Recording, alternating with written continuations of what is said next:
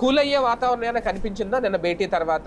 ఒక రకంగా రేవంత్ రెడ్డి అంటే ప్రభుత్వం తీసుకున్న నిర్ణయాలు, ఈ బెనిఫిట్ షోలు ఆపేస్తామని ఇవన్నీ కూడా ఎక్కడ తగ్గినట్టయితే ఏమీ కనిపించలేదు అనేది. లోపల ఏం జరిగిందో పూర్తిగా నాకు అవగాహన లేదు. కాకపోతే అది ఏంటి, సినిమా ఇండస్ట్రీకి అతను చెప్పిన లాజిక్ ఒకటి నేను విన్నదైతే విశ్వసనీయంగా, ఓకే, మీరందరూ కొంతమంది బ్యాక్గ్రౌండ్తో వచ్చిన వాళ్ళు ఉన్నారు, కొంతమంది బ్యాక్గ్రౌండ్ లేకుండా వచ్చిన వాళ్ళు ఉన్నారు. చిరంజీవి గారు అయితే వాళ్ళ తండ్రి ఏమి యాక్టర్ కాదు, వాళ్ళ తమ్ముడు ఏమి యాక్టర్ కాదు, తర్వాత కదా వాళ్ళందరూ యాక్టర్లు ఎదిగినటువంటి వ్యక్తి.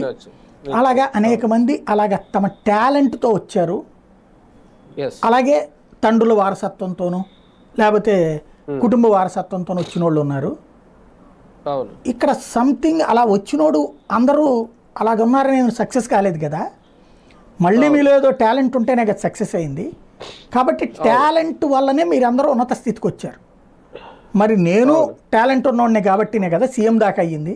సామాన్యుడి దగ్గర నుంచి వచ్చాను నేను, రాజకీయాల్లో నా టాలెంట్ నాకుంటేనే వచ్చాను. అలాంటప్పుడు గుర్తించడానికి ఏంటి మీకు బాధ? నెంబర్ 1. నెంబర్ 2 వచ్చేటప్పటికి 8 సినిమాలకు టికెట్ రేట్లు పెంపడానికి నేను జీవోలు ఇస్తే ఒక నిర్మాత మాట్లాడు, ఒక హీరో మాట్లాడు, ఏంటి అంత అహం? ఏం మీరేమన్నా మీకు ఇవ్వాలా? అదేమన్నా ఏది గ్రాంటెడా? కాదు కదా. చట్టం దగ్గర నాకున్నటువంటి అధికారంతో నేను నీకు న్యాయం చేస్తాను, నువ్వు ఇబ్బంది పడకూడదు. నీకు మంచి చేసి పెడతంటే కనీస కృతజ్ఞత కూడా లేదు. పైగా నేనేదో డబ్బులు తీసుకుని ఇట్లాంటి పర్మిషన్స్ ఇస్తున్నానని చెప్పేసి కేటీఆర్ మాట్లాడితే మీరెవరు నోరు మీద పడరు. మరి నేను ఎందుకు ఇవ్వాలి మీకు? జనంలోకి ఏం వెళ్తుంది? వేరే సంకేతం వెళ్ళటలేదా? నేను ఎందుకు ఇవ్వాలి మీకు?